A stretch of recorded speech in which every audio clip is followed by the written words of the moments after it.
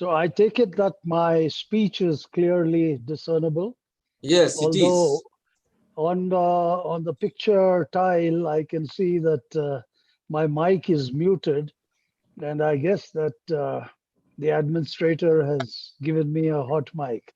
Is that right? Yes, yes, we can hear you That very is clearly. right, sir. That is the icon for Spotlight. We can hear Oh, you I see. perfectly. Okay, great. Okay. Thank you so much.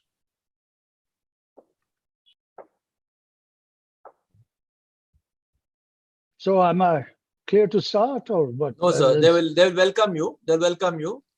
So Okay. we have some protocol before we get you onto the stage. Okay. Yes. So here is Major General Arjun Muttanna. Let me introduce you, sir. Yeah. Okay. So he's one who's going to introduce you. So he's taken a lot of trouble to. Yeah. Good evening, sir. I hope I'm audible. Good. Yeah. Yes, yes, General, you are, Yeah. at least to me. Excuse me, sir. Vice Principal is here, officiating principal. Yeah. Please introduce Sir Vivek. God and One second. sir, I think it was on mute. You can start once. sir, good evening. I'm Commander Suruchi God, and I welcome you here virtually, sir, to connect with us through Ajeet Knowledge Forum. And I'm sure it will be a great honor for our cadets to hear you out today evening, sir. Thank you, ma'am. Thank you. I look forward to this interaction. Sir. Thank you, ma'am. Yeah. Over to you, thank sir. Yes. So we are good to go now. Samir. Yeah. Umesh, are we live on YouTube? Yes. Yeah. Yes, Samir. Yeah. Good evening and good morning, ladies and gentlemen. Good morning because we have our fellow Ajeets joining from the other time zones across the world. As your host for this event, I would like to welcome all the esteemed members, especially our speaker of the day, Wing Commander Rakesh Sharma, Ashok Chakra, to this exciting event. As the event is organized under the auspices of Ajeet Knowledge Forum, let me commence the evening with a relevant Sanskrit shloka. Na chaura haryam, na cha rajya haryam, na bhratru bhajyam, na cha bharakari. Veye krute vardhata, eva nityam, vidyadhanam sarvadhana pradhanam. It cannot be stolen by thieves, nor can it be appropriated by government/king. Your brother cannot come and lay a claim on it, nor is it heavy to carry around. It only grows when you spend it every day. Hence, it is knowledge that's the greatest wealth. May I now invite Senior Ajeet Shri Sidram Nadgowda to extend a warm welcome to all the participants of this event. Good evening, ladies and gentlemen. I deem it my singular privilege and a very pleasant duty to be according a warm welcome to everyone. On behalf of the members of the AAA, the Ajeet Alumni Association, the families of the Ajeets, the friends of the Ajeets, the staff and students of Sainik School Bijapur, I accord a very warm welcome to Wing Commander Rakesh Sharma, Ashok Chakra, whose speech and interaction with all, we all are eagerly looking forward to. A very, very warm welcome to you, sir. Thank you. I take this opportunity of, sir, a very warm welcome to you, sir. Thank you, sir. Thank you.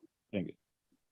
I take this opportunity of heartily welcoming Squadron Leader Harsha Gaonkar, who happens to be a contemporary to Wing Commander Rakesh Sharma at the National Defence Academy, Kadakwasla. A very hearty welcome to you, sir. I would be failing in my duty if I don't welcome our President.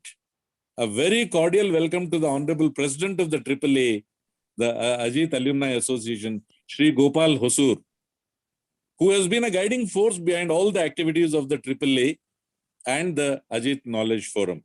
A very warm welcome to you, sir. A very warm welcome to all the members of the AKF, to the Chairman Shri Sudarshan Satija. I accord a very warm welcome to the principal and members of the staff and students of Sainik School Bijapur, who have evinced so much of interest to be present at today's interaction with Wing Commander Rakesh Sharma. A very warm welcome to Ajeets, ex-Ajeets, Ajeet families, and Ajeet friends across the globe. Lastly, I welcome all of you to this wonderful and memorable event of Wing Commander Rakesh Sharma, the first Indian cosmonaut in space. Wing Commander Rakesh Sharma. A very, very warm welcome to everyone. Thank you very much. Thank you, Shri Sidram Nadgowda, for your pleasant words. Let me now request my younger colleague, Umesh Sajjanar, to play the school song. And I request everyone to rise.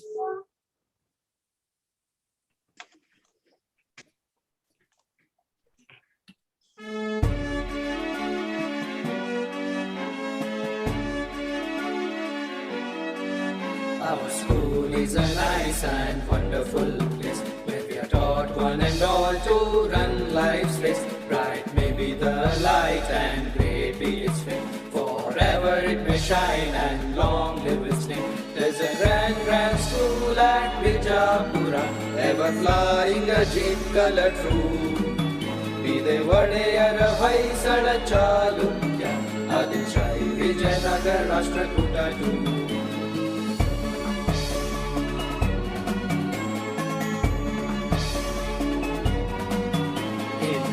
We read and play in the fields. We strive to see and never to heal. It's a fond desire and everyone's wish to be Ajeet, Abid, and to accomplish. There's a grand school at Bijapura, ever flying Ajeet color true.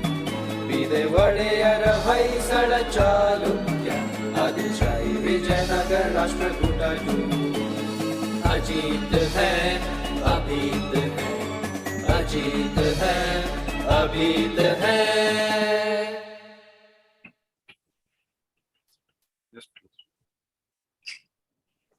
I'm sure this brought the flood of memories to the alumni of your time in the school.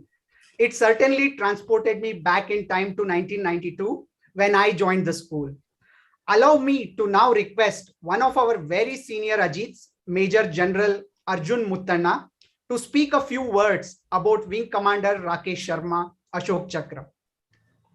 Jai Hind and good evening, everybody.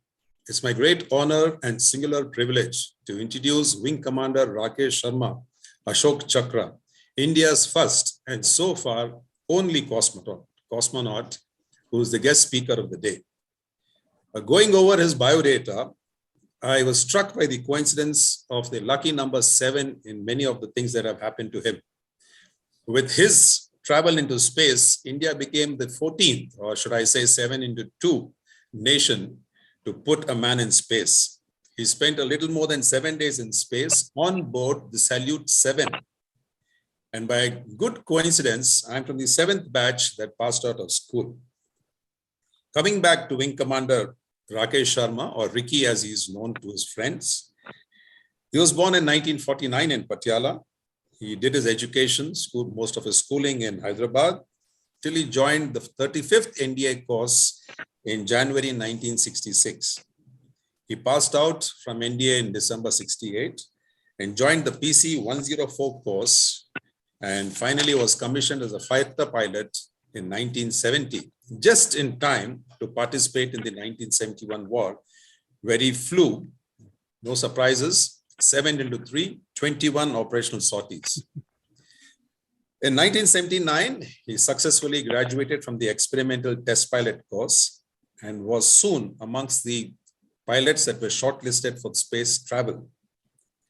In September 1982, he made the final shortlist and along with Wing Commander Ravish Malhotra proceeded to Russia for training.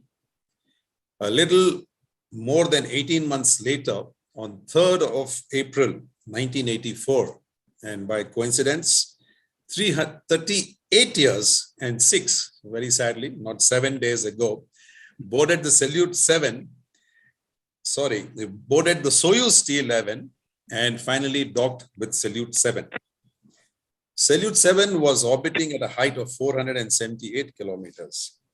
And during his stay on Salute 7, he was part of the numerous experiments. There were 43 experiments that were done, Wing Commander Sharma's focus was on biomedicine and remote sensing. He also formally practiced yoga and studied the effects of combating the debilitating effects of weightlessness. Happily, there was a Karnataka connection in this whole endeavor. The Defense and Food and Research Laboratory in Mysore had provided a part of his menu for the stay on board the Salute 7.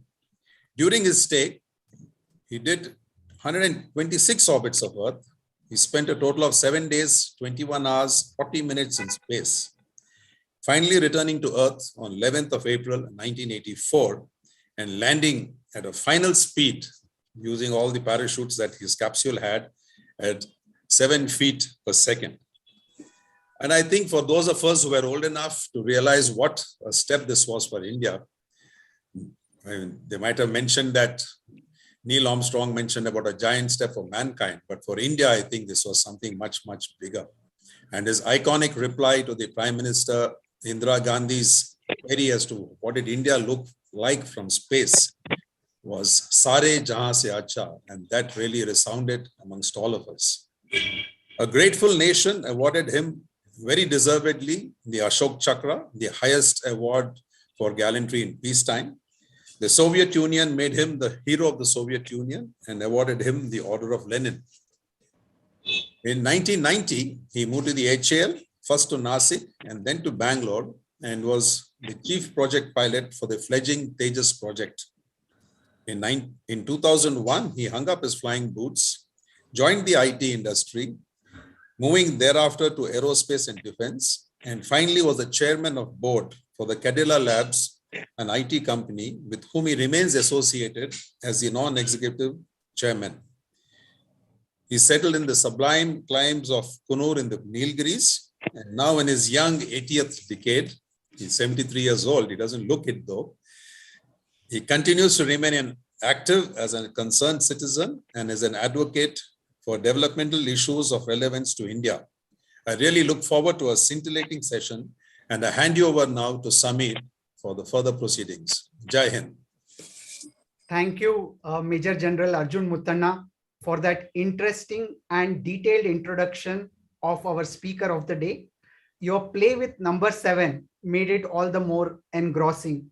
May I now invite speaker of the day, the first and the only cosmonaut from India, Wing Commander Rakesh Sharma, Ashok Chakra, to deliver the much awaited talk on the topic space exploration.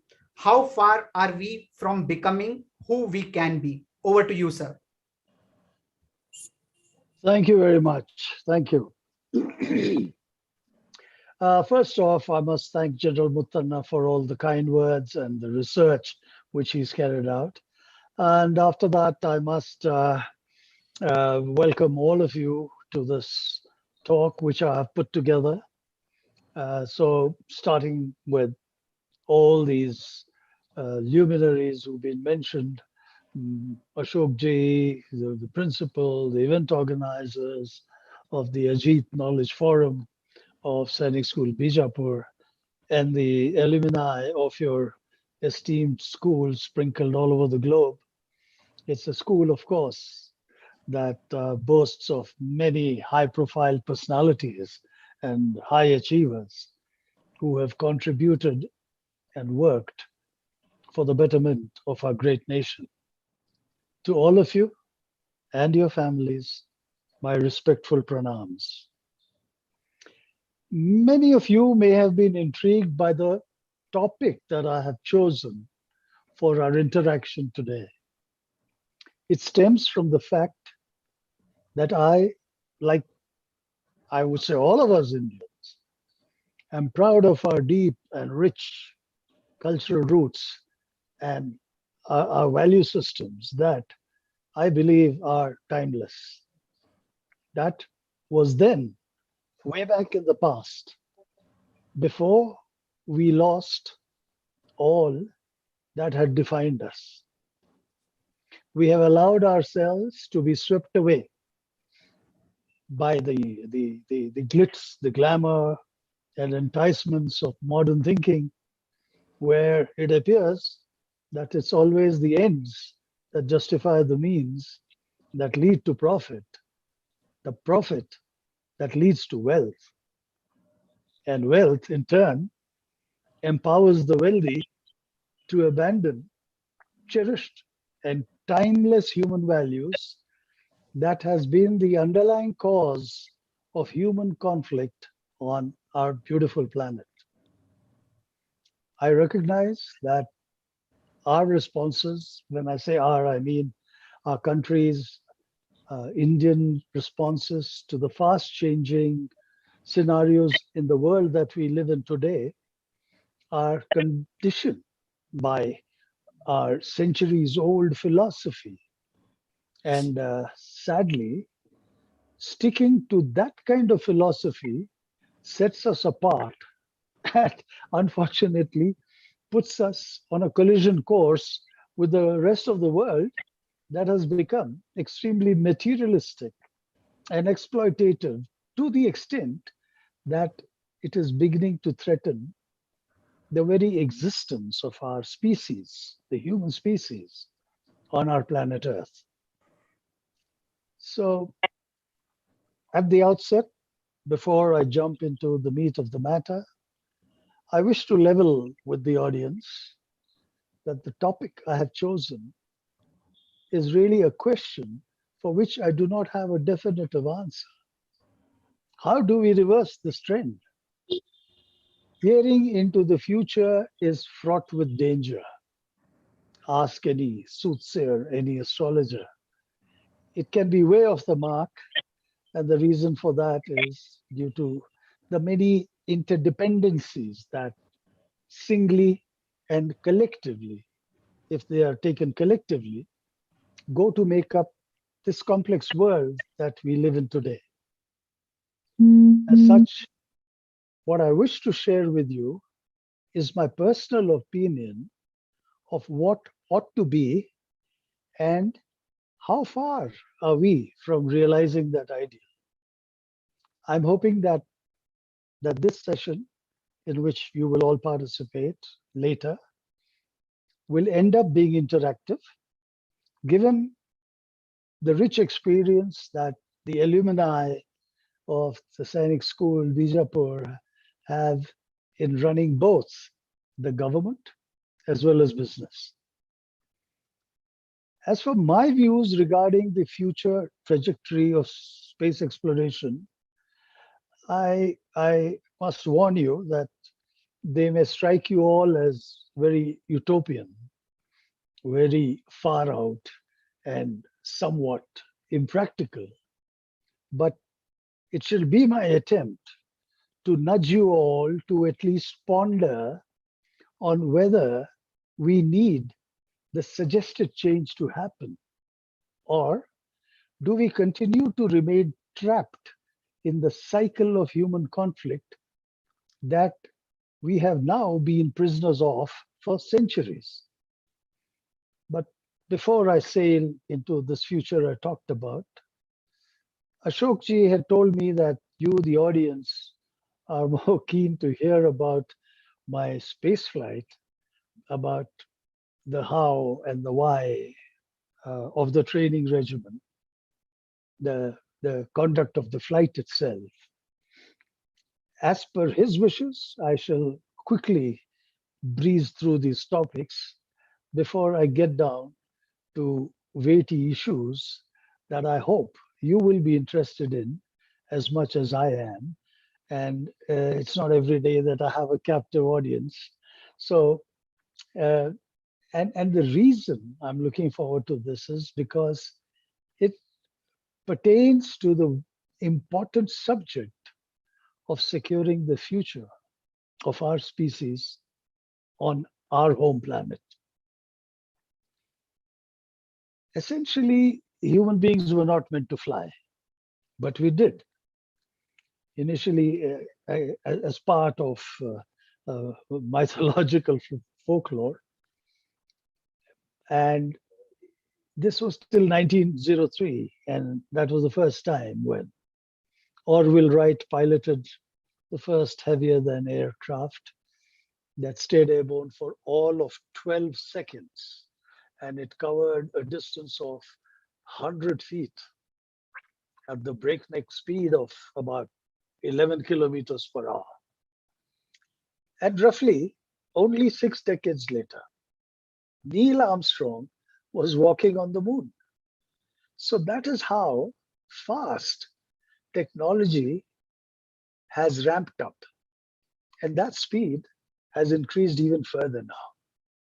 So in 1982, the then Soviet Union offered to fly an Indian into space to further cooperation between our two countries in the field of space research. And so 2 test pilots from the Indian Air Force were chosen to undergo training at the Yuri Gagarin Space Flight Training Center at Star City, located about 70 kilometers out of Moscow. I happened to be one of the two. My senior colleague, Wing Commander Ravish Malhotra, was the other. Humans, as I had pointed out earlier, were not meant to fly. And as such, our bodies function well when we are supported by the life-sustaining environment which is available on our home planet. And that environment, due to the presence of gravity, it is due to the presence of gravity. It is due to the composition of the atmosphere, which is the air we breathe, and finally, the availability of social interaction for the mental wellness of each of us. Spaceflight transports the human body in a very short period of time into an environment that is devoid of gravity, devoid of the atmosphere. Worse, the body now has to survive in an environment which basically consists of a vacuum. And all of us have studied science and physics, and we know that as the atmospheric pressure reduces, it lowers the boiling point. And in a vacuum, it is lowered to a point where the temperature of the human body is enough to cause our bodily fluids to start boiling. And that causes instant death. So systems, therefore, have to be designed to replicate the atmosphere so that humans can function in the near vacuum of space by artificially pressurizing the workspaces while they are in orbit or during transit when above an altitude of 30 kilometers. Similarly, the training that is important to cosmonauts and astronauts so that their bodies can get conditioned to adapt to microgravity is the same reason. Frequent head movements occur due to weightlessness, and these cause nausea and space sickness. Additionally, in our case, the training was a lot more challenging because we had to learn the Russian language. The medium of instruction during training was in that language, and the flight communications, the intercommunication between the crew members as well were in that language. Now, I'm talking about what we experienced some 4 decades ago when I trained there. And I must confess that I'm unaware of the changes that may have taken place in the training regimen since then. But I am guessing that not much may have changed because the human body has not changed fundamentally in the interim period. And the training essentially is designed to train the human body to withstand the rigors of space flight. And nothing has changed in the environment in space either. There is still a vacuum as it was. Now that you have some basic idea of how space flight differs from, say, civil or military aviation, it is time, I think, to return to the topic of this interaction. I shall now attempt to predict not only where space exploration is heading, but also where it ought to be heading in future. So let us begin by evaluating the future of our home planet Earth first. The prognosis is not good. There is hunger, there is pollution, unemployment, climate change.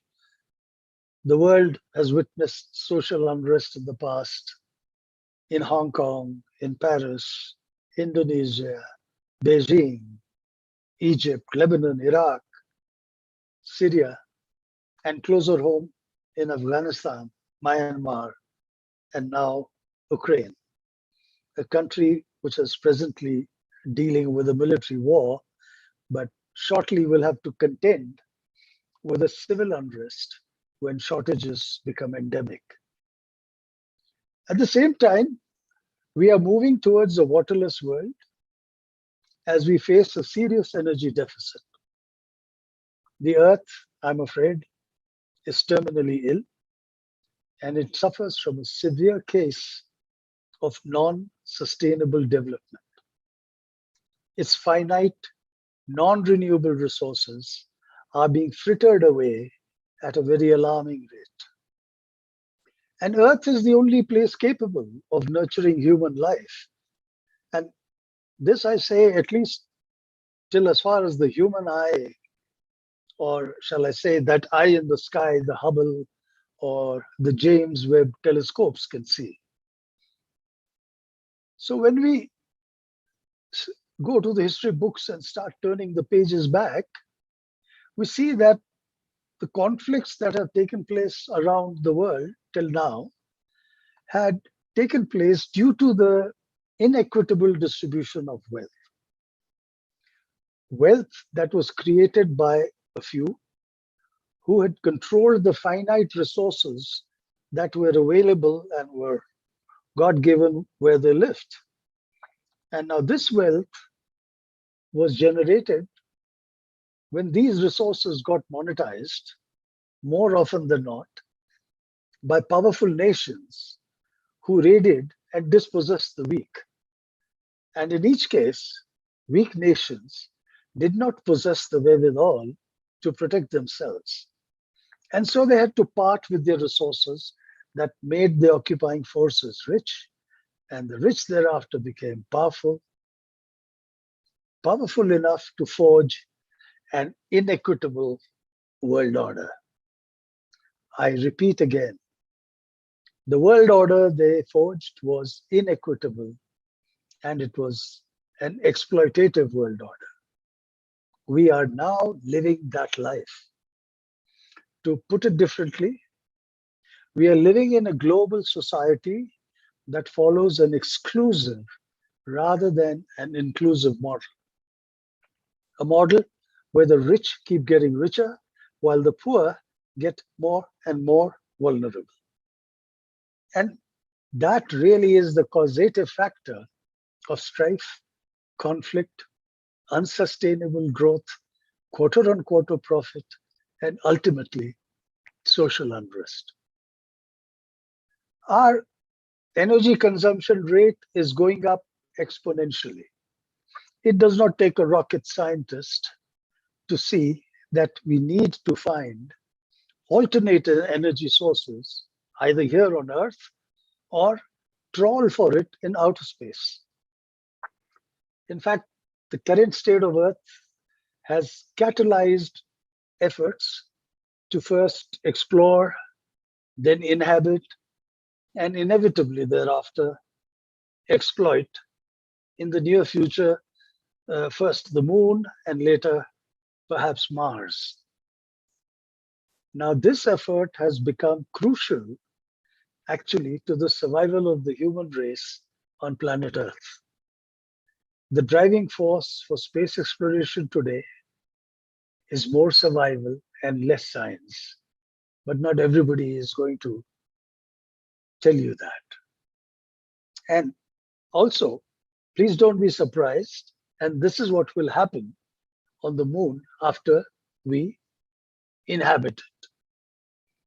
we will carve out national boundaries there, as we have done in Antarctica. Exactly what we've done in Antarctica. If you continue to follow the exclusive model of growth. What next? Space exploration has never been cheap.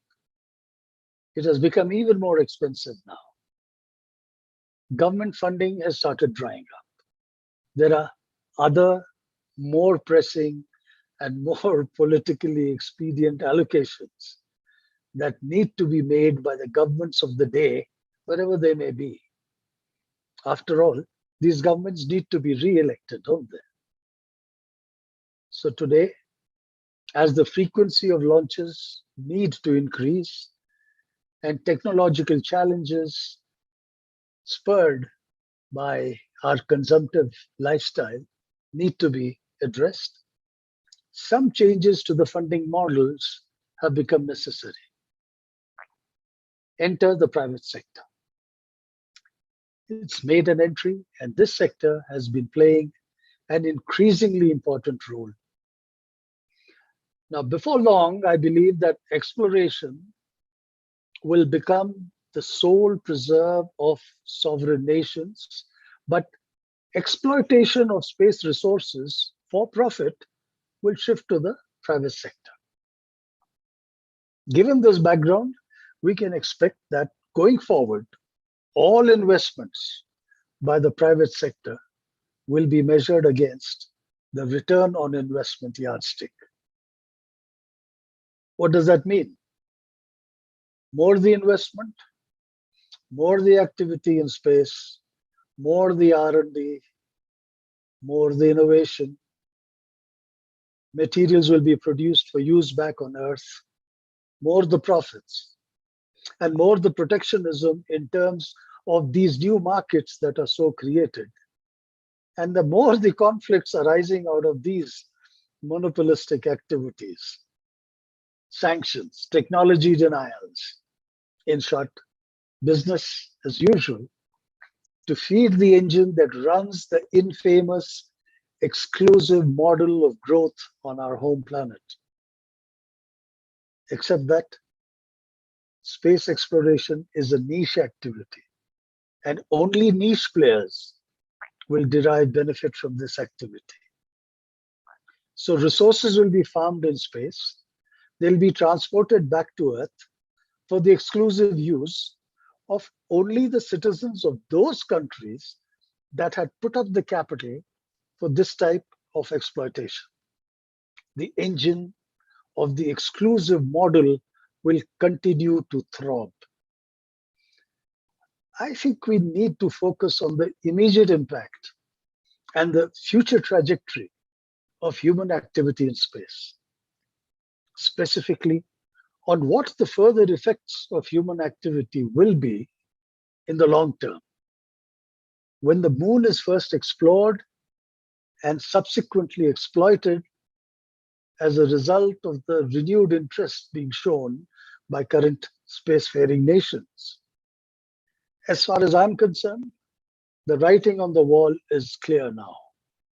No single nation individually can afford to master and pay for all the technologies required to create a human settlement on the moon, or then later explore Mars before settling there to plunder its resources. Once again, it is cooperation rather than competition which recommends itself. And there's another angle to this.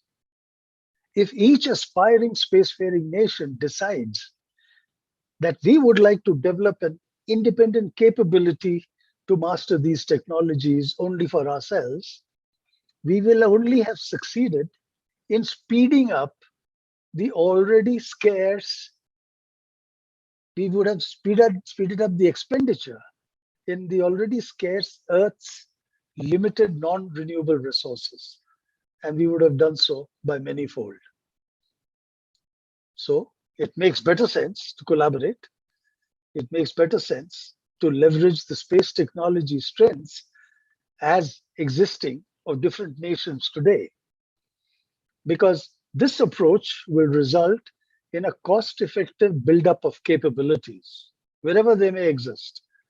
And then they can be utilized in a collaborative framework to colonize the moon by people from Earth. It will then become a truly cooperative and collaborative venture by the people, for the people of our beautiful planet. And now, let me go in for some risky crystal ball gazing. Today, the world just appears to be safer than it used to be if one considers merely the frequency with which wars now take place. The reduced frequency is only because wars are bad for business. Well, at least for businesses other than the business of aerospace and defense. I understand that this is a wrong time to make the statement with Ukraine being systematically converted into a wasteland. But then again, it also becomes the right time to make the statement in the context of the exclusive model of our existence, which exists today, where wars are being manufactured to support the hugely remunerative military-industrial combine. General Dwight Eisenhower had said in his time, "I hate war as only a soldier who has lived it can." And don't we all know that, us soldiers at least? I hate war as only a soldier who has lived it can, only as one who has seen its brutality, its futility, its stupidity.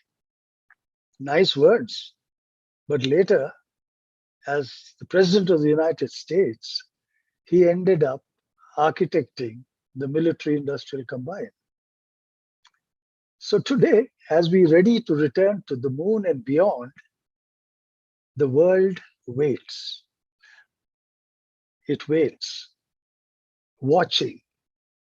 Will there be a change in our approach, or whether we will choose status quo and, as before, continue to follow the exclusive model of wealth creation and subsequent non-sharing of that wealth as we have been doing up until now.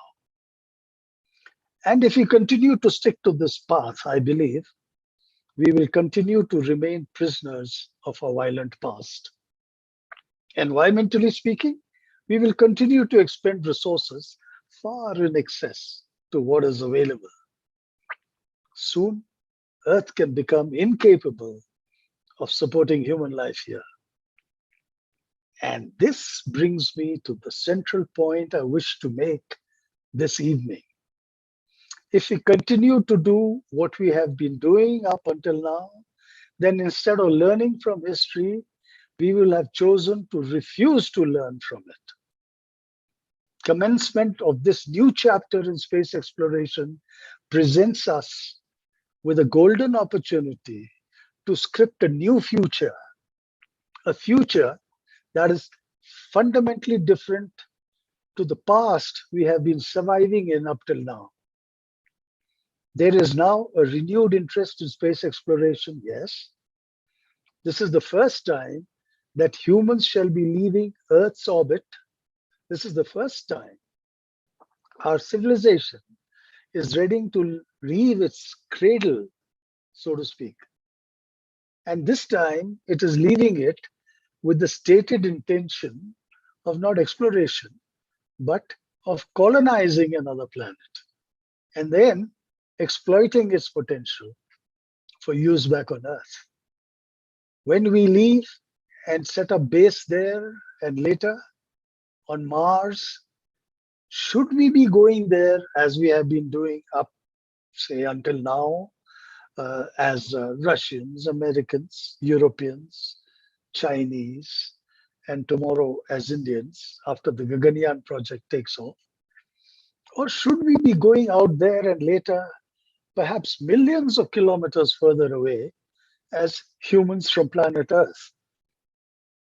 Should we continue at that time to cling to our national identities as we prepare to travel to Mars and beyond?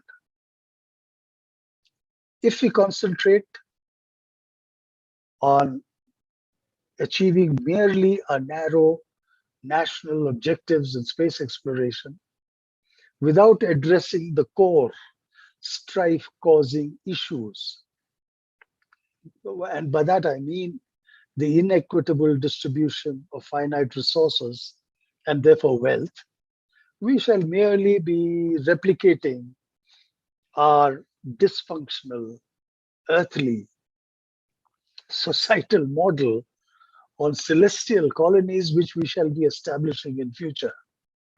We shall succeed only, I think, in exporting the seeds of earthly conflict to outer space. Again, what do we do once we have colonized the moon? It does not make sense to default into the same exclusive wealth distribution model. If we go to the moon and later to Mars and beyond as people from Earth, we must share the resources we found there with everybody back on Earth. If we do that, we will begin turning back the blood-stained pages of history, page by page, bit by bit. It'll take a while, but the process will start. Now, I'm not naive. I don't expect any of you in the audience to be naive either. This will be politically challenging. It'll be challenging to get this model to work. It'll also be challenging, more so, I would say, for the private sector. How will they answer their shareholders if they agree to part with profits accruing out of space-related business activity for the benefit of underdeveloped and developing nations? I believe that this is a step that needs the attention of business leaders, philanthropists, bureaucrats, the influential group that advises our politicians. Actually, mere politicians will not do to forge a new world order.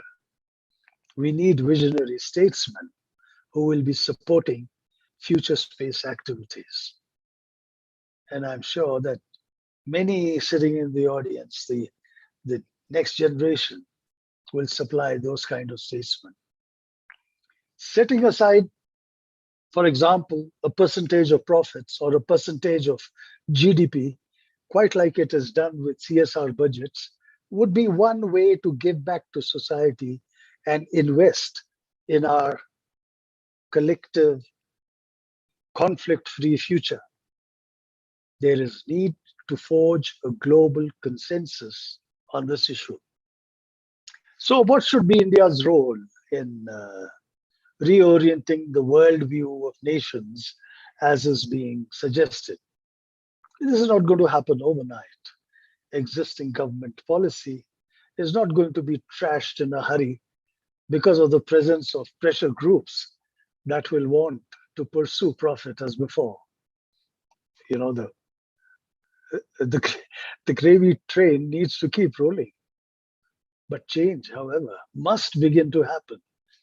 We would be well advised to start with baby steps. From nations, it will require leadership of a very high order to forge such a consensus. I believe that India can play that role.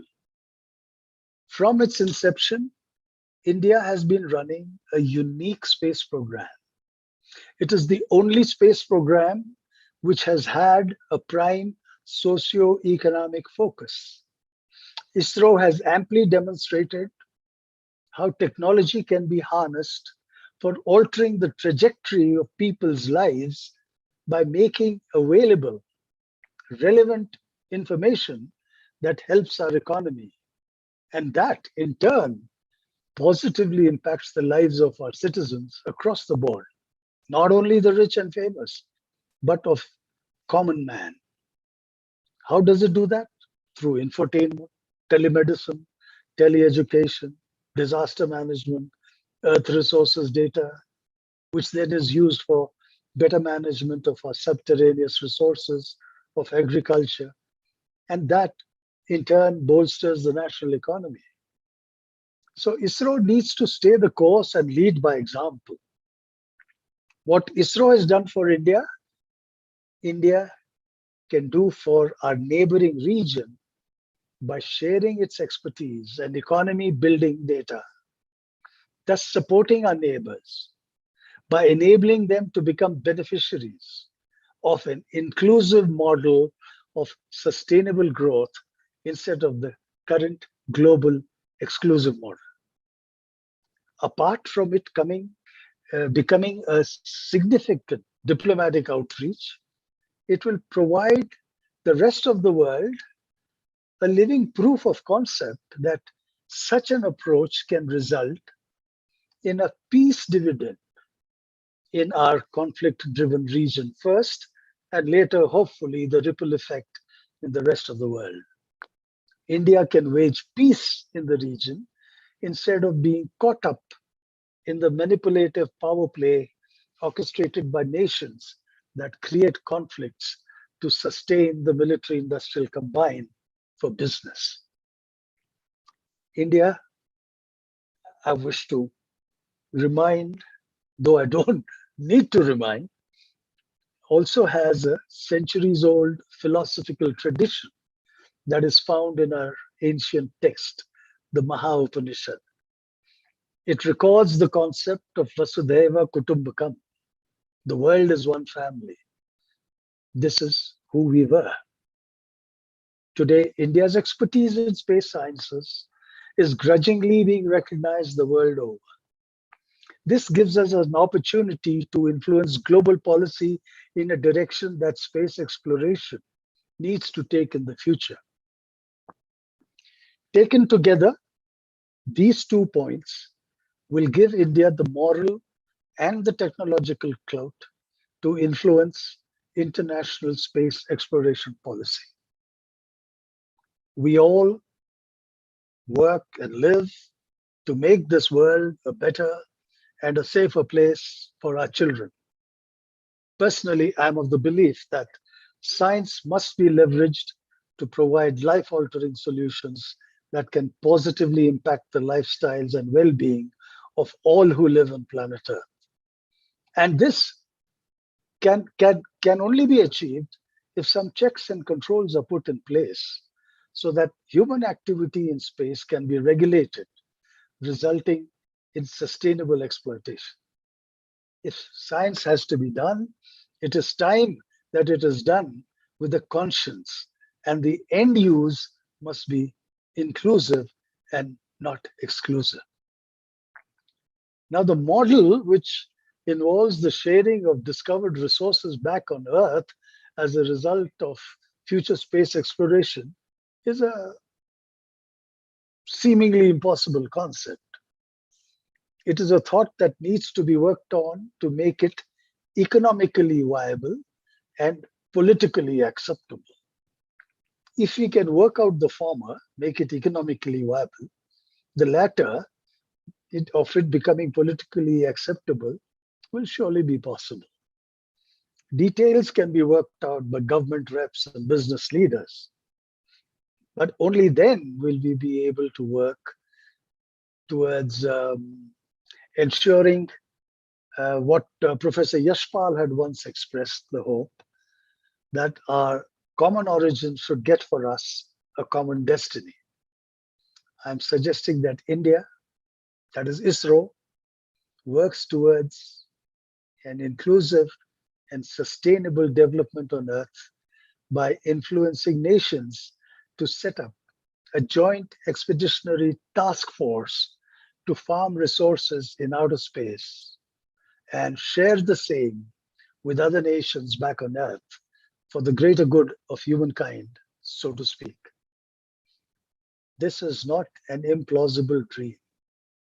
In 1997, a UN resolution was signed by 97 countries, and it stated that the exploration of outer space shall be carried out for the benefit of all member states, and that space shall be the province of all humankind. ISRO can exercise its influence and heft and shape global space exploration policy along the sentiments expressed in that resolution of the United Nations. I am suggesting that we work towards building heaven on earth instead of creating another far-off hell on the moon and beyond by continuing to follow the same societal model as we have on earth today. This, ladies, gentlemen, cadets, this is our challenge today, but it is also our opportunity, the opportunity to become who we can be as we step up our space activities in future. I admit I may have come across as a dreamer, but as John Lennon once sang, I'm not the only one.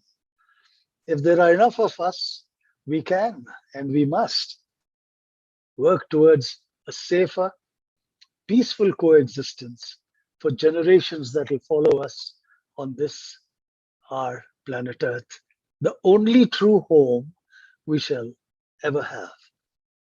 But before I close, I would like to share with you all 2 video clips which have greatly influenced me. Well, not 2, 1 actually. The first one is by that great astronomer, philosopher and visionary, Dr. Carl Sagan. I'm sure some of you may have already viewed it. He states his case so convincingly, and he has been a great influencer during his lifetime.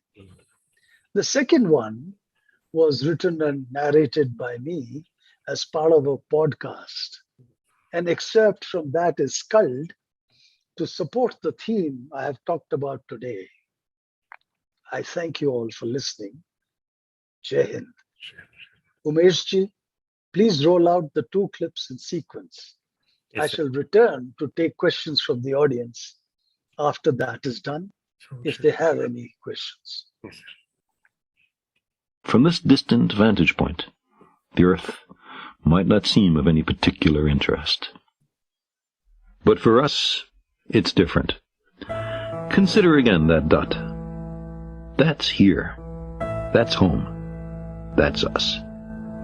On it, everyone you love, everyone you know, everyone you ever heard of, every human being who ever was, lived out their lives.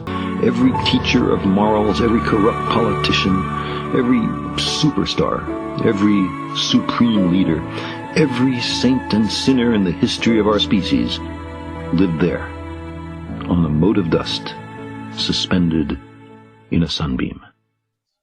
The Earth is a very small stage in a vast cosmic arena.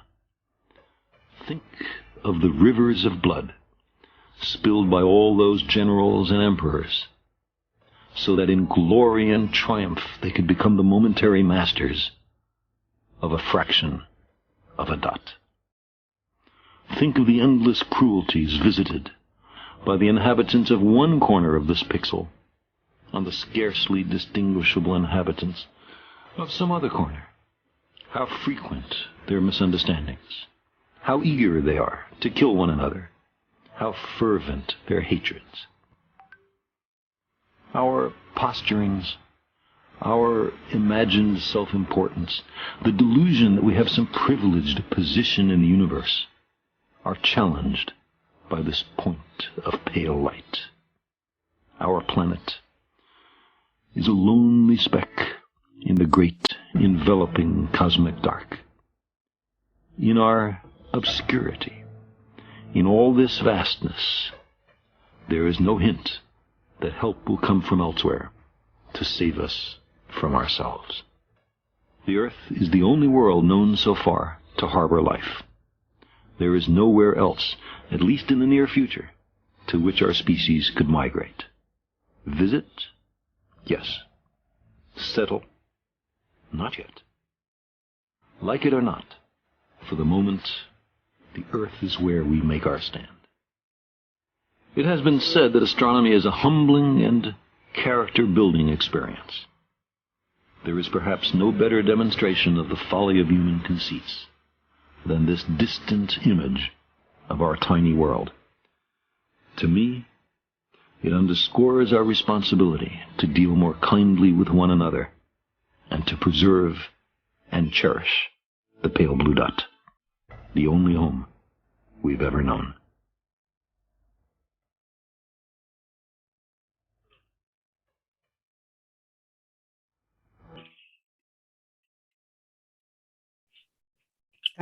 Thank you, Wing Commander Rakesh. Samir sir, we'll I want to leave we'll you play one more. with this Sure. very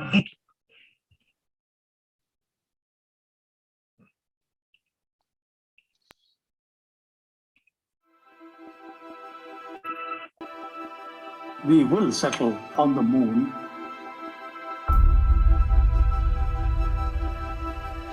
And maybe later Mars.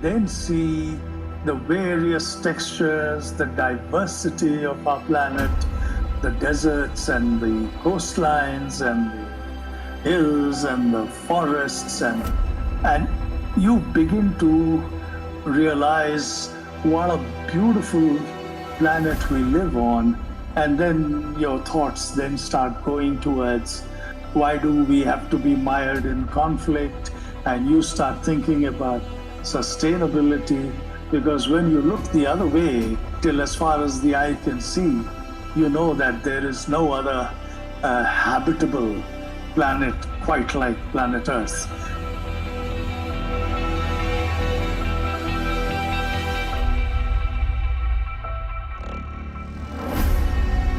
The problem with asteroids is that the Earth is rotating around its axis, and we have no idea that if an asteroid comes our way, which is the country that's going to get written off, and the collateral damage and the climate change that's going to occur as a result of that, that is going to affect almost every other country. Some scientists feel that it could be the beginning of another ice age. So for us to secure our future, we will need every country to cooperate. I think we should be open to cooperation between nations, provided it is fair and just. Borders are not visible from space. I think we need to make that work here before we start going and colonizing elsewhere. Otherwise, what we will be doing really is exporting conflict into space. I don't think confrontation is the way forward. Cooperation is.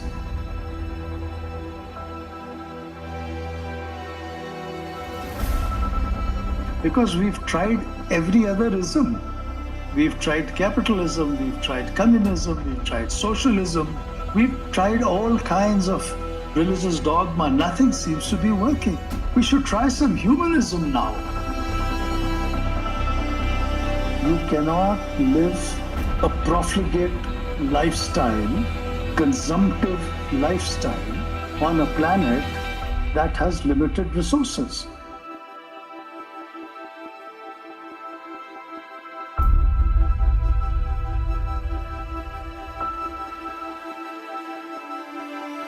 Have no doubt, irrespective of what the churn that our country is going through, we are a blessed nation. And the reason for that is, if you look back, give me some explanation as to why so many great minds so many philosophers, so many saints have taken birth on this land? Why have they parted with their ancient age-old wisdom so freely? Why have they done that? Why here, only here? It is because our cultural ethos is Vasudhaiva Kutumbakam, which says the world is one family. And that is why you, I, and the rest of 1.3 billion of us need to be proud that we have taken birth on this land, which is why this land is Sare Jahan Se Acha.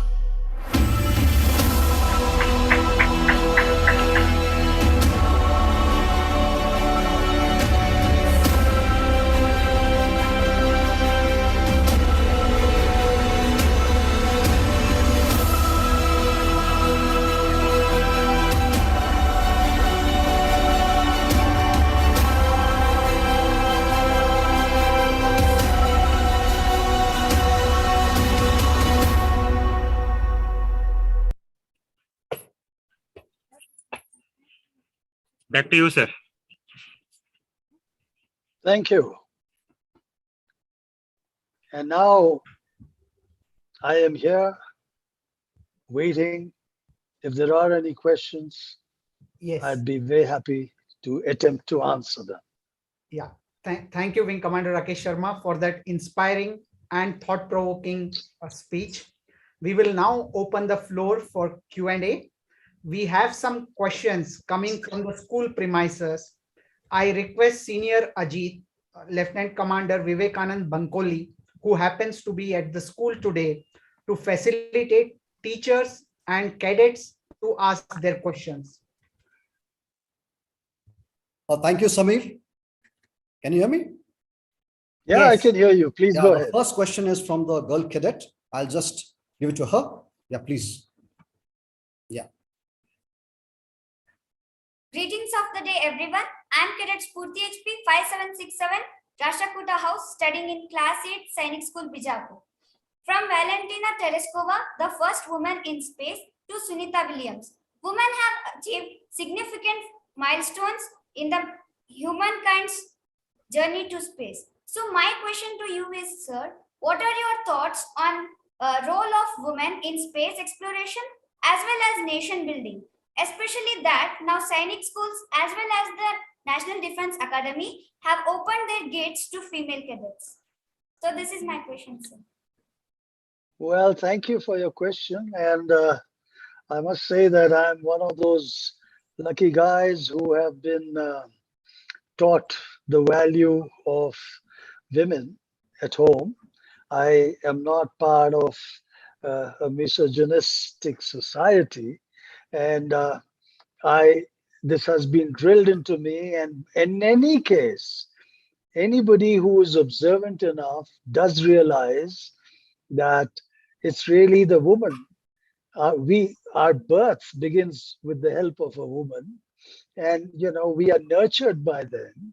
So since they are capable of giving us life and of nurturing it thereafter, I see no reason why they cannot contribute to improving our society, to contributing towards the development. And therefore, I see a very, very important role being played by them. And that role, I think, is really what the world needs today. And it's already on view. There are so many leading CEOs around the world, so many companies that are being led by women and led very successfully. So as far as I am concerned, as far as today's technology is concerned, I think we are well on our way to becoming gender neutral. It is simply what is more important. If you can deliver the goods, it matters little what gender you belong to. So to all of you, please do not have any doubts. Do not think that there is an impenetrable glass ceiling. No, there isn't. It isn't there anymore. I wish you all the very best as you continue with your own individual endeavors. And I wish you all the very best. Thank you, sir. Thank you. Next question is from the boy cadet. Good evening, everyone. This is Cadet Rohit, roll number 5710 from Wadair House, studying in class 12th at Science School, Bijapur. My question for you is, sir, the training standards at the National Defense Academy, Kadakasla, are among the best in the world. How did your time as a gentleman cadet help in preparing for the space mission?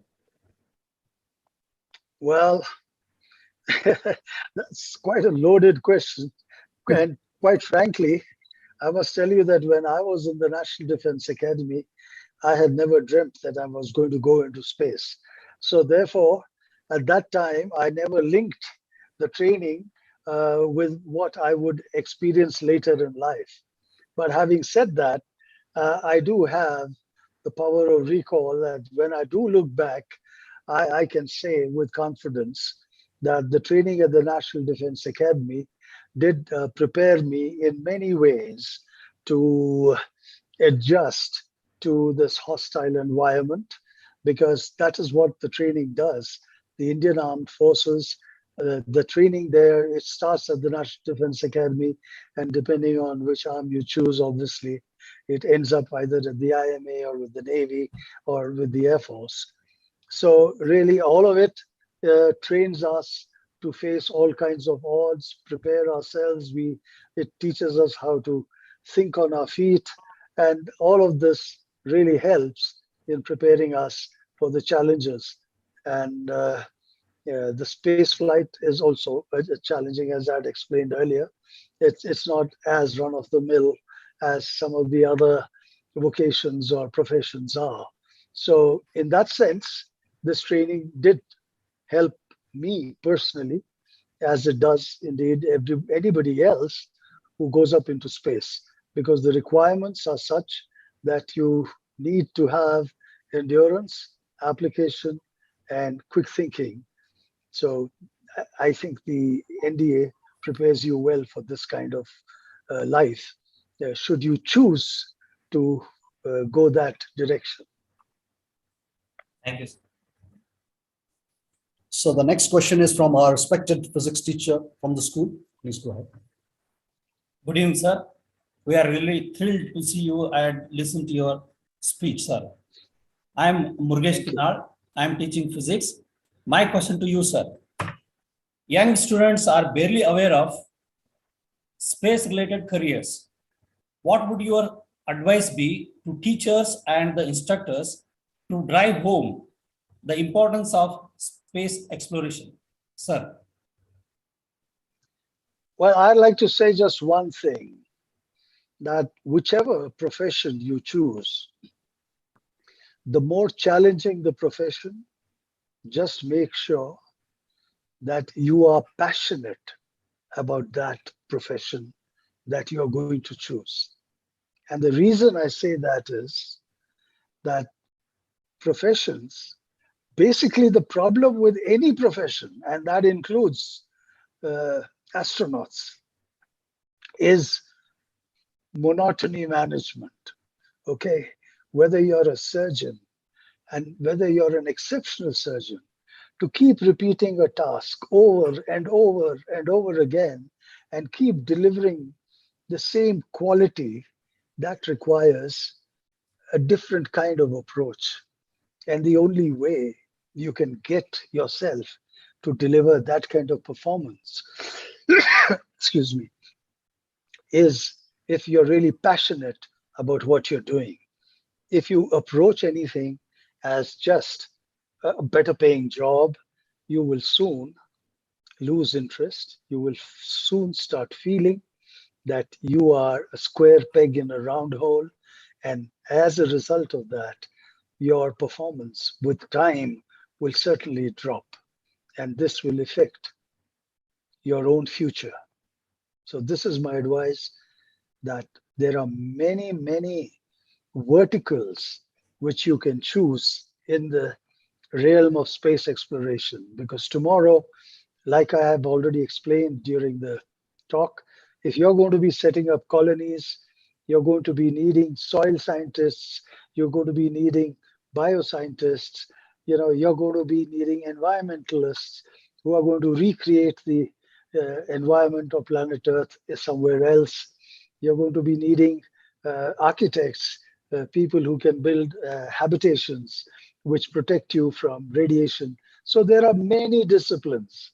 Choose the discipline that is your passion, study, become an expert in that, and then look for a job in this. But let me warn you that this is all, it's not only glamour, it's difficult work, okay?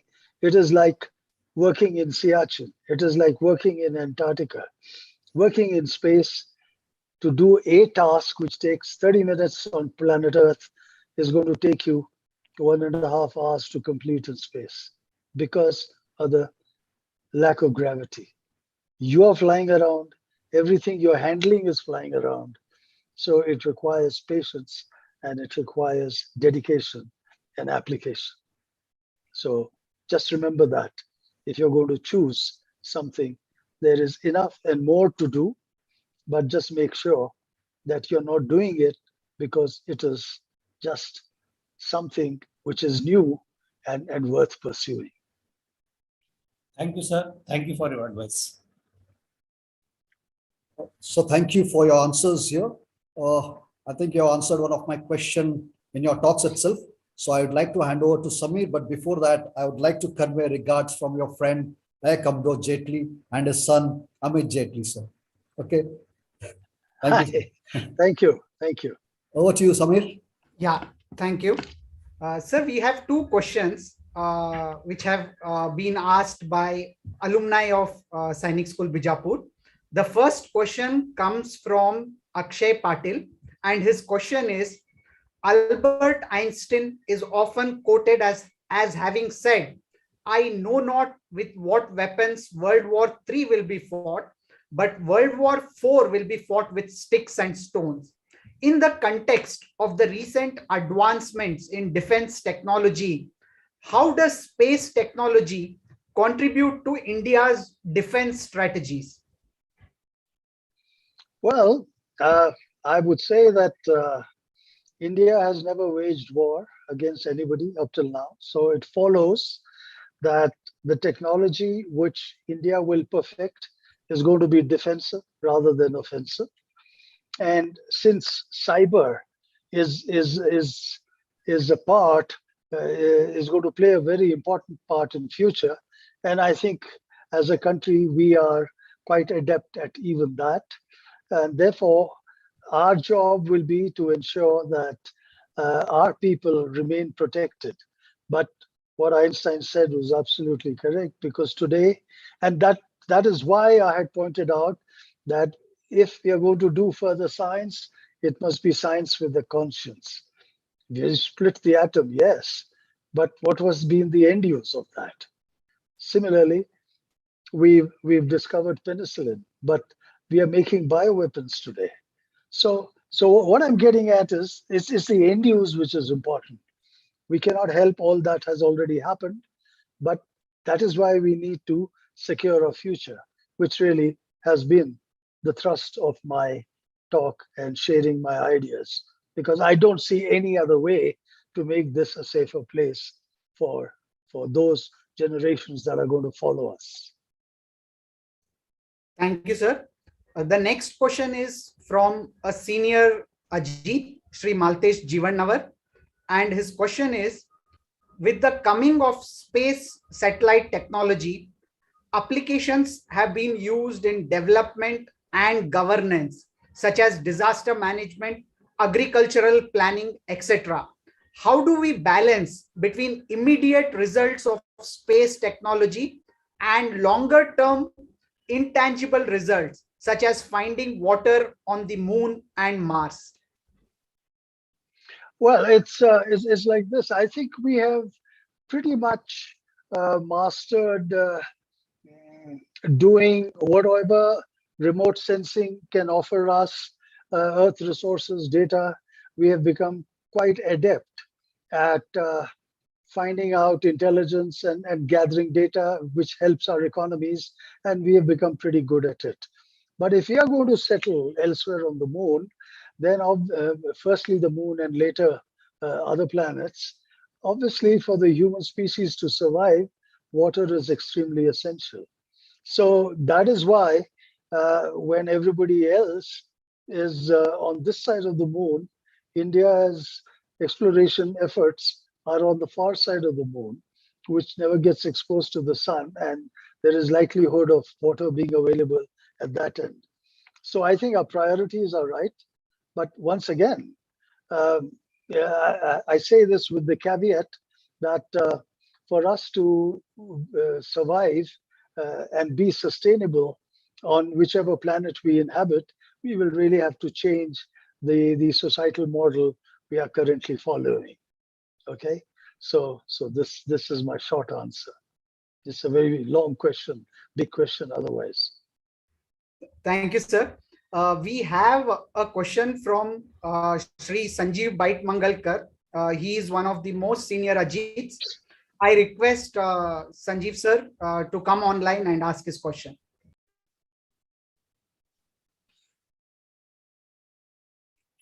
Sir, Sanjeev sir, could you please unmute? You are on mute. Yeah. Thank you for that wonderful talk. It was very enlightening to hear that. A lot of dreams into the future, and that's really wonderful. I really don't have a question, but then I have an old memory to share, and we had met. I don't expect you to remember this. I would be probably one of the 100 crore people who would have wanted to meet you back then. I think it was in 1984, probably just after the monsoons. And both of us were flying from Bombay to Delhi. It was a night Indian Airlines dinner flight. And I saw you at the airport, and I could recognize you from the pictures. And so you were standing alone, and I was surprised that I said, how come so many people here wouldn't want to talk to you and ask you, about your space journey? And so that's when I made a beeline to you. And I don't remember what stupid questions I would have asked you back then. Must have been those same 100 questions that you would probably have been tired of answering. But it was wonderful meeting you. And both me and my wife, we were autograph hunters, and you were kind enough to sign one on my boarding pass for my wife. And she had it till recently. I know I tried to search for it, but I still have to dig into a lot of things to find it. It would probably be there somewhere. So that it's nice seeing you virtually after almost 40 years now. Yes, yes. Yeah. Nice to meet you, sir. Thank you for your kind words. Yeah. Thank you. Thank you. May I now invite a very senior Ajeet, Squadron Leader Harsha Gaonkar. He is from the very first batch of Sainik School Bijapur and is the contemporary of Wing Commander Rakesh Sharma at the NDA. I request Squadron Leader Harsha Gaonkar to speak a few words about Wing Commander Rakesh Sharma. Thank you. Greetings and good evening to our guest, Wing Commander Rakesh Sharma, fellow Ajeets and their families, principals, staff, and students of Sainik School Bijapur. At the outset, your talk was mind-blowing. I didn't expect this kind of a talk.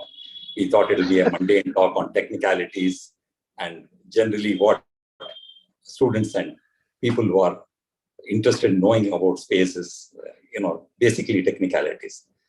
But this was baffling, very interesting, very philosophical, and a lot of foresight. So let me thank you for the excellent talk first. Well, it was felt by the organizers that somebody who was with you in NDA should say a few words, because the entire system of science school is to motivate our students to join the NDA. So ideally speaking, a course mate or from the same service would have been ideal to fit this bill.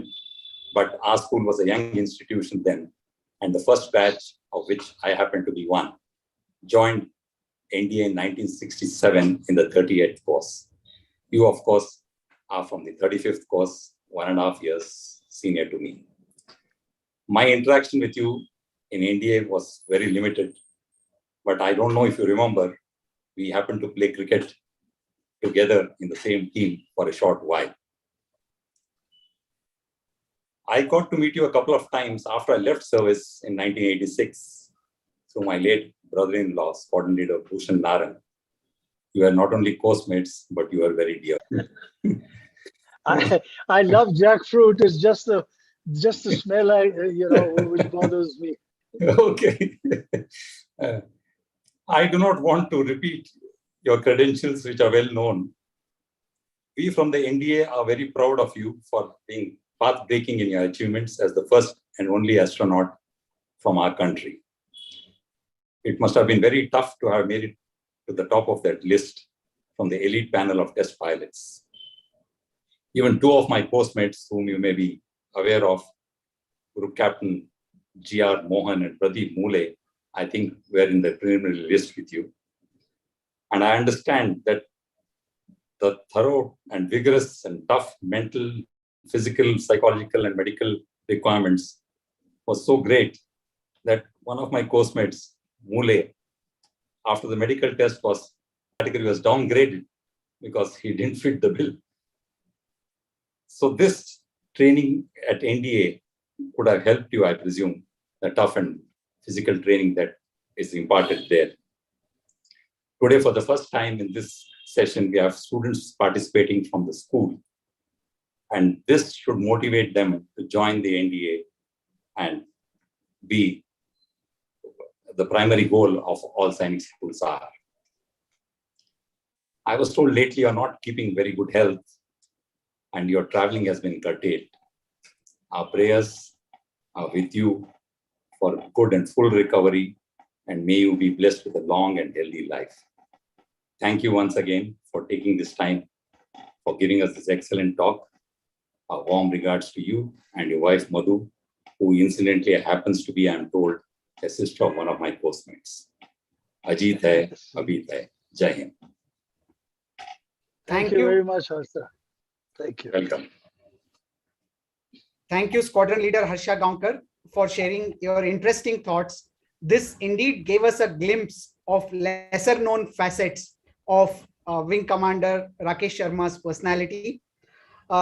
Ladies and gentlemen, may I now invite the key architect behind institutionalization efforts of Ajeet's Alumni Association, as well as creation of Ajeet's Knowledge Forum, Shri Ashok Dalwai, to speak a few words about AKF and today's event. Samir, thank you very much. But before I speak, we have a request, and we are very glad to invite Air Vice Marshal Vikas Yajurvedi to share briefly his mind. Sir, may I request you to come onto the screen? Yeah, I started my video and unmuted. Okay. Hi, Ricky. Hi, yes, go ahead. How are you? Good. Okay. We were first termers when I were in 35th course, and I don't remember you bullshitting me much then. But later on, when we joined the MiG-21 squadron, I think it was 30 squadron in the 80s, before you went for the TP's course. So nice to see you again. And let me tell all the Ajeets that you're one of the most polished English I have ever heard, and with a great sense of wit to make it very impactful. On behalf of all the Ajeets, especially the younger generation, I want to really appreciate the way you delivered the talk. And why on behalf of the youngsters is because they are the future. And unless they collectively voice this opinion that space should not be exploited. It is in all likely to be. I know you called it a utopian thing, and we all think that we can't do much, but if we all put our minds together and really voice, in one, say the same thing which you said in one voice, it is possible. And I really liked the answer you gave to that question of the physics teacher in our school, where you talked about the various professions and how it is complete involvement in intensity of work, which ultimately is key to success. I really like that answer. And of course, thank you very much for giving me another management word called monotony management. I have, I have heard of time management, and I have also heard of management of the wit, so to say, the humor part of it. And thank you so much, Ricky. It was an amazing talk, and it was worthy of a talk that should have been delivered in the World Economic Forum or the UNO, I would say. It is worthy of that. Yes. Thank you so much. Yeah, say that. Yes, I have done that. I have spoken at the United Nations, and I have shared this thought.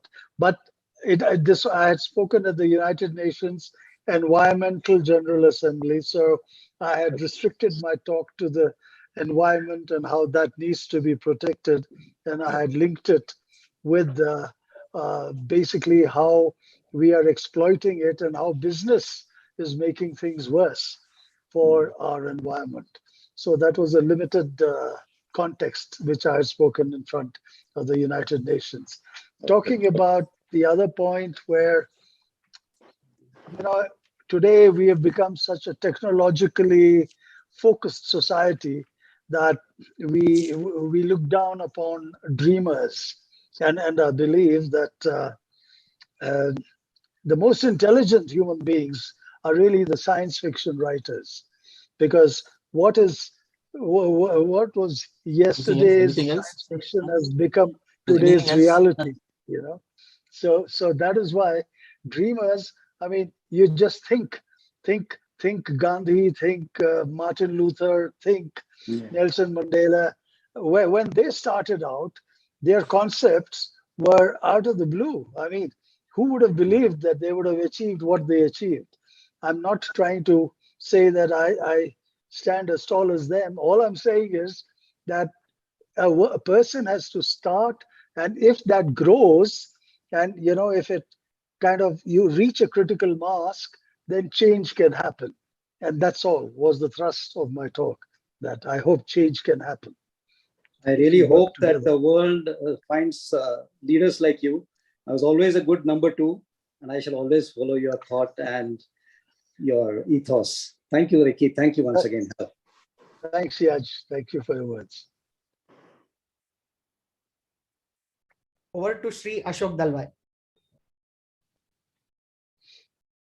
Thank you, Samir. I hope everyone is able to hear me out. Yes. All the respected participants across the globe and dear cadets from the Science School, our alma mater. Now let me invite you all back to the surface of Mother Earth from the outer atmospherics, where we'd all travel on the wings of our speaker's wonderful talk today. I and all of us together have heard to inside field talk on space voyage, space exploration, space research. We have heard to India's space frontiers sketched so far by the world and India. And also we have heard to the scope that exists, more particularly, to develop a model for sharing of efforts and the fruits. And we have heard all this from the horse mouth. Sharp questions from the participants, including the cadets from our alma mater, have enabled us to snatch additional information from the wisdom-filled life of Wing Commander Rakesh Sharma. Our senior most Ajeet, Squadron Leader Harsha Gaonkar, has brought a personal connect of the Ajeets with the speaker, which was further strengthened by Air Vice Marshal Yajurvedi, This has let us have a greater peep into the mind and personality of the speaker today. Since that late evening a month back, when I made that first call to the speaker, it has been a personal learning in humility and politeness. Not only did he agree readily to grace the occasion, but has been more than cooperative in allowing us to organize this evening's event. Whenever I was sharing the posters and video promos around the Ajeet Knowledge Forum and the speaker himself, I could notice a sense of shyness and discomfort with the eulogies around him. Not surprised at all. A true achiever is happier with his feelings of contentment and commitment to a purpose in life. On behalf of Sri Gopal Hosur, the President of Ajeet Alumni Association and his Executive Committee, Sudarshan Satija, the Chairman of the Ajeet Knowledge Forum and his team, and all the Ajeets, I take this opportunity to say a big thank you to you, sir. It was on 11th April 2021 that some Ajeets met at Belgaum and decided on the institutionalization of Ajeet Alumni Association. Today is 9th of April 2022. It is time to review the progress of our journey towards this goal. We have made good progress, but it could have been better. There's always something better than the best. Let us this evening rededicate ourselves to the cause of institutionalization of our AAA, so as to enable fulfillment of its vision, becoming one of the top 25 global alumni associations in the world. This is like shooting at the stars, sir. Our progress is seeing positive reflection in increased awareness about our alma mater, Sainik School Bijapur, and Ajeet's The Invincible.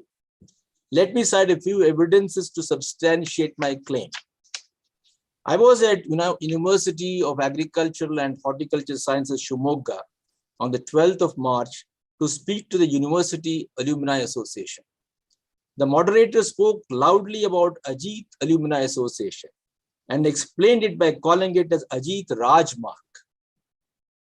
How did he substantiate that? He said, you send an Ajeet card to another Ajeet sitting inside, you will get the precedence. I was at Shobhit University at Meerut on the April 2nd recently. A retired Major General associated with Sainik School Bijapur, Satara, recalled his visit to Sainik School Bijapur and the contributions of the Ajeets to the Sainik School, including its swimming pool. Last week, I was for 3 days at the National Defense College with the officer trainees undergoing the NDC course. A lot of them referred to our senior Ajeets like Captain G.R. Gopinath, General Ramesh Halgali, among others.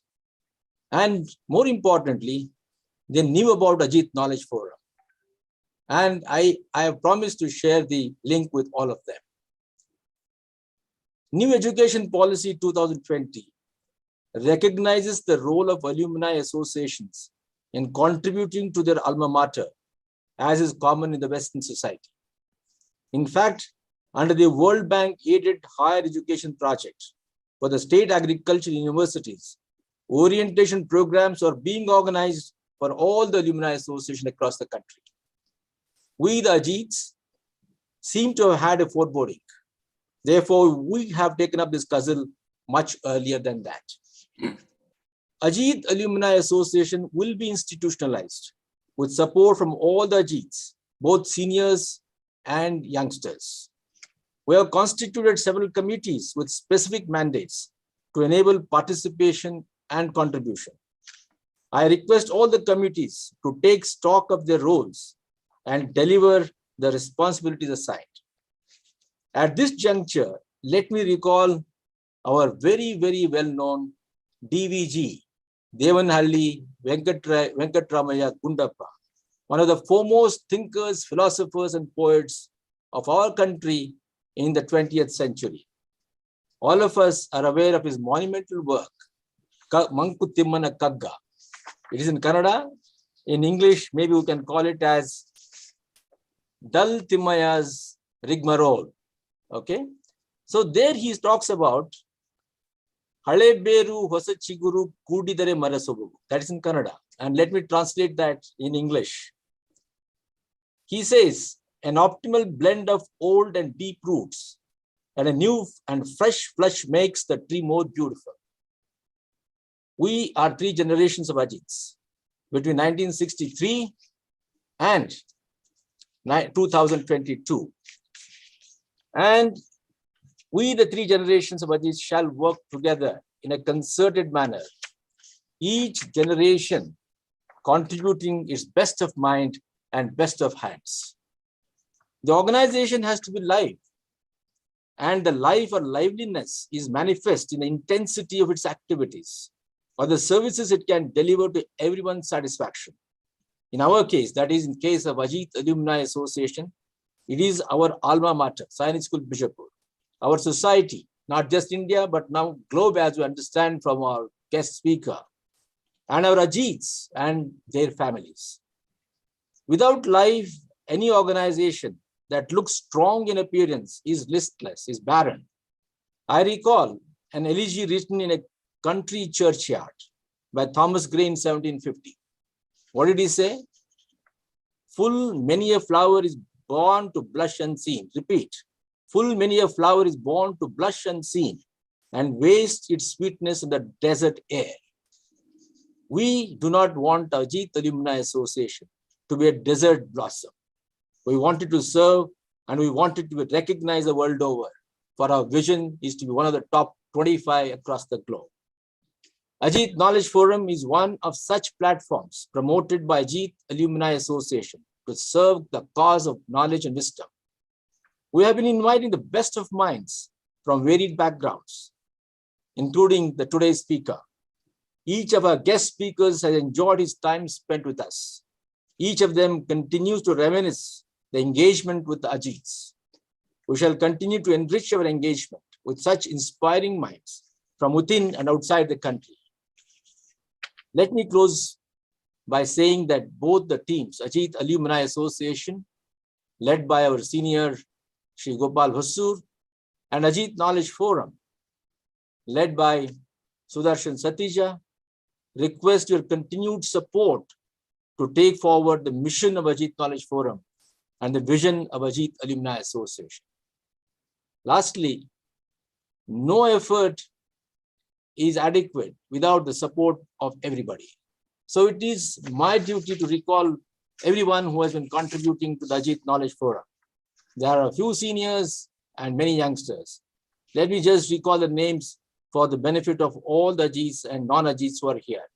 It is led by Shashidhar Albur, one of the senior most, then Squadron Leader Harsha Gaonkar, who's with us, Major General Arjun Muttanna, Sudarshan Satija, Maltesh Jivan Navar, Siddharam Nadgoda, Shivaprasad Kenneth, Vivekanand Bankoli, Dinesh Badgandi, Prakash Saigami, Raju Nadaf, Parvez B, Colonel Shakil, Milind Katti, Jagdish, Umesh Sajanar, Vijay Singh Thakur, Akshay Patil, Santosh Humbar, Santosh Tilgul, and of course, many others who come in for different occasions. So let me close my talk at this point of time by once again thanking all of you, and sir, thanking you personally for being so kind and sharing your vast experience and wisdom, not just knowledge, your shared wisdom for the society, not just on earth, but the society across the universe. Thank you very much. Namaskar. Thank you. Thank you, Shri Ashok Dalwai, for your comprehensive inputs about today's event and for sharing your vision of Ajeet's Alumni Association and Ajeet's Knowledge Forum. Allow me now to invite one of the biggest champions of all causes dear to Sainik School Bijapur, Shri Gopal Hosur, President of AAA, to deliver presidential remarks. Thank you, Samir. The great occasion. Let me begin by saying, oh my God. Oh my God, for two reasons. First and foremost, the AKF, the Ajeet Knowledge Forum. Just now, Ashok has narrated how this program was conceptualized and how the whole team of AKF went about its job. To me, it appears being a part of this program, I was just floating in zero gravity. 80 kgs of weight became weightless. All my efforts to reduce weight so far has been in vain, but this last 1.5 hours, sir, can I call you Ricky, sir? Please, sir. Please, sir. I'm 3 years junior to you, but a very proud privilege. I thank the AKF for getting one person who is one among 1.3 billion Indians, who is the one and the only person among 1.3 billions in India today. Maybe if you add the earlier generation, it could be 2 billion. So hats off to Dr. Ashok Dalwai and the suggestion of Subrata Bakchi to Ashok Dalwai through his personal equations with Subrata.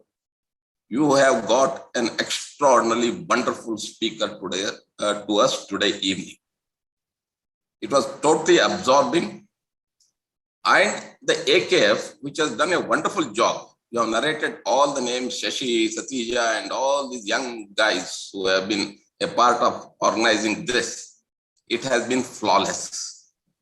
Technology used the best. And the second best thing I liked was you got the whole of the Sainik school to the auditorium today. And we saw the first batch of young girls who have joined the institution. This is a paradigm shift in the AKF and in the AAA journey. And I was really excited to be a part of this program as the president of the AAA. So congratulations to the AKF and all those who have been associated with this group. It has been a fantastic journey for me, and I'm sure for most of the people who have been on this show. Now coming back to the speaker. In fact, as Harsha rightly said, I was with Harsha the other day and I said, how do you have been from the Air Force? Harsha is my 3-year senior, one of the most respected, Air Vice Marshal Yajurvedi was, I think, 1 year junior to him. Fantastic seniors that I have had in school. And the kind of brotherhood that we have is amazing. So I said, Harsha, do you equate yourself, relate yourself to our great speaker who is coming to speak to us? And he said, yes, I have been almost contemporary in the National Defense Academy, maybe a junior by 1 to 1.5 years. Then I said, put it up to the team. I thank the AKF for accommodating Harsha and also thank Dr. Ashok Dalwai for bringing in Air Vice Marshal Yajurvedi to speak on this show. Now, as Harsha said, he expected a mundane talk of a military officer, an Air Force officer who has gone. Sir, let me tell you, Ricky sir, it was mind-boggling for me, mind-boggling. I at least remember in a small place called Gokak, I used to go and watch movies in the neighborhood.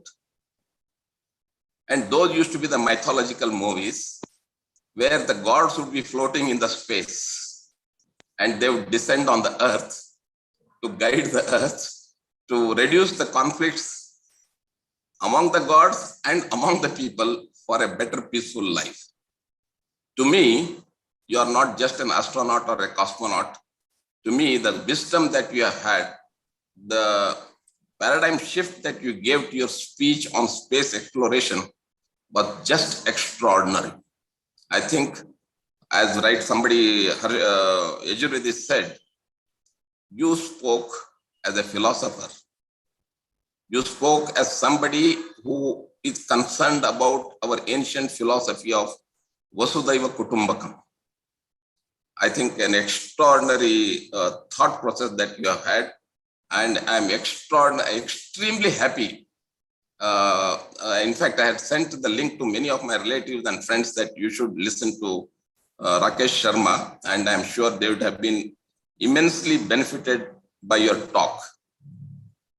And going forward, as Ashok said, the Ajeet Alumni Association is at the cusp of a future growth. He and his team have done an extraordinary effort in trying to institutionalize this effort. I belong to the root, and the younger generation belongs to the flowers.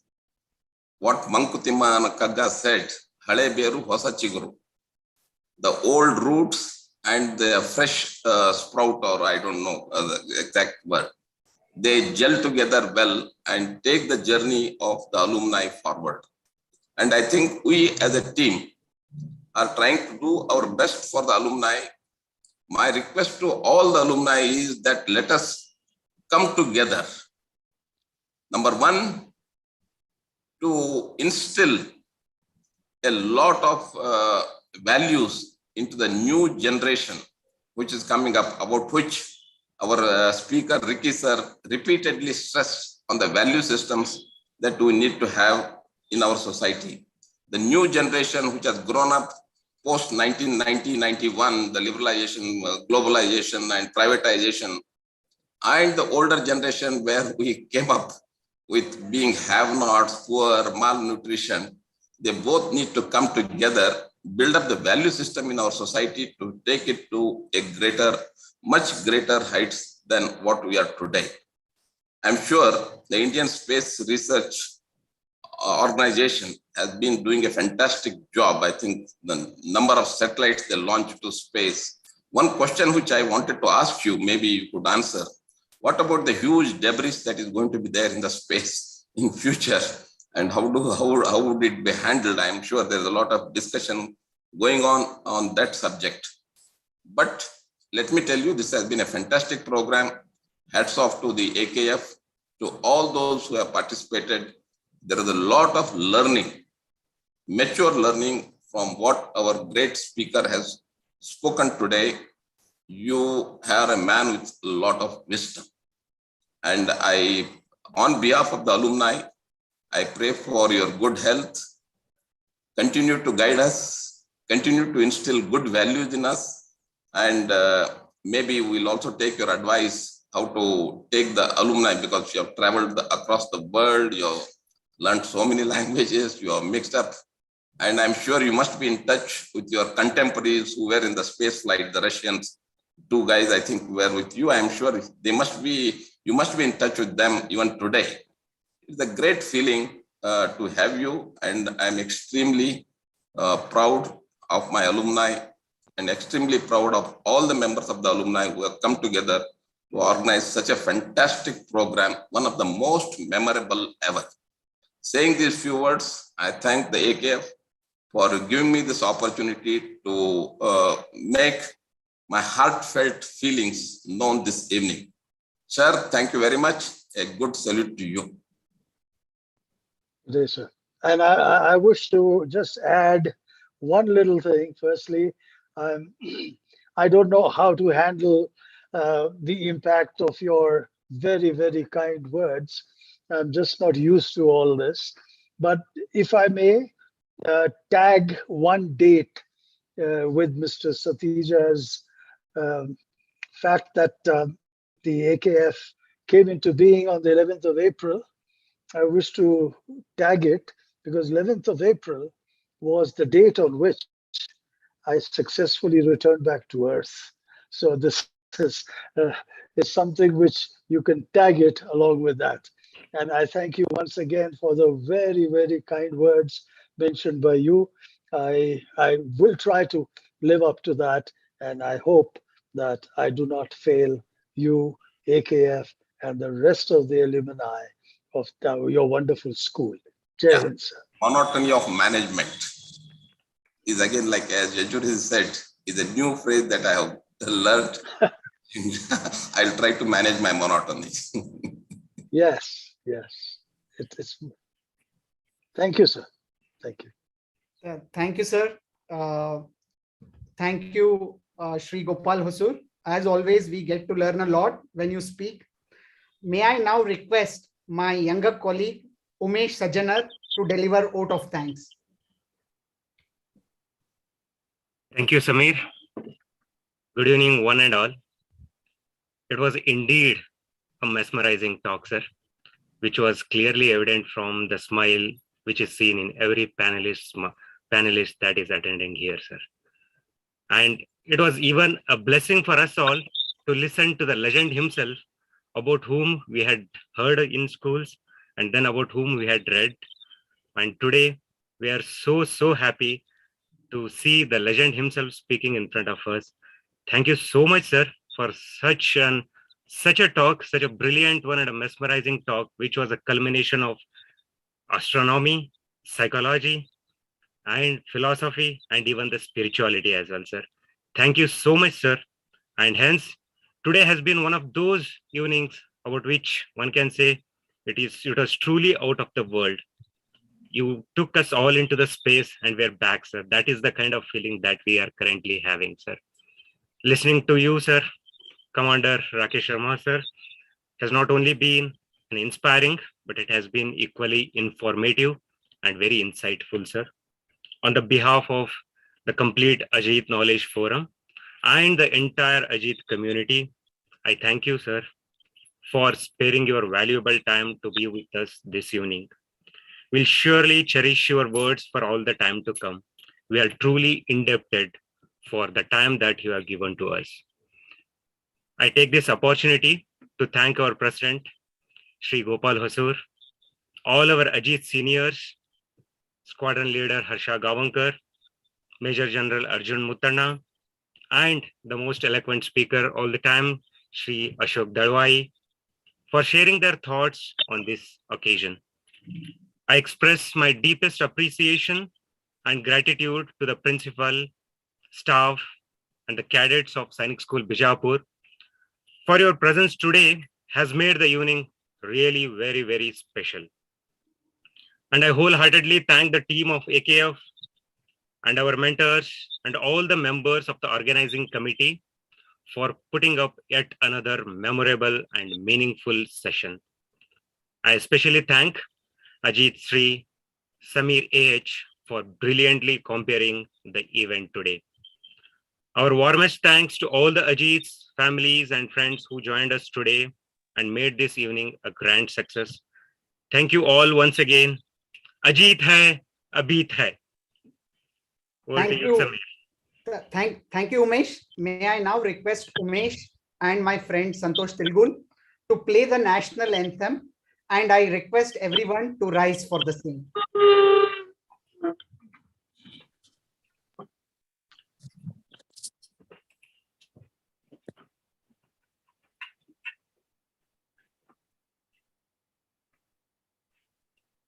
जनगण मन अधिनायक जय हे भारत भाग्य विधाता पंजाब सिंध गुजरात मराठा द्राविड उत्कल बंगा विंध्य हिमाचल यमुना गंगा उच्चल जलधि तरंगा तव शुभ नामे जागे तव शुभ आशीष मांगे गाहे तव जय गाथा जन गण मंगलदायक जय हे भारत भाग्य विधाता जय हे जय हे जय हे जय जय जय जय हे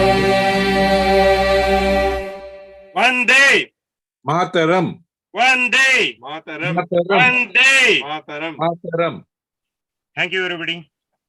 Thank you, everyone. We now come to the end of this beautiful evening that was stimulating and inspiring.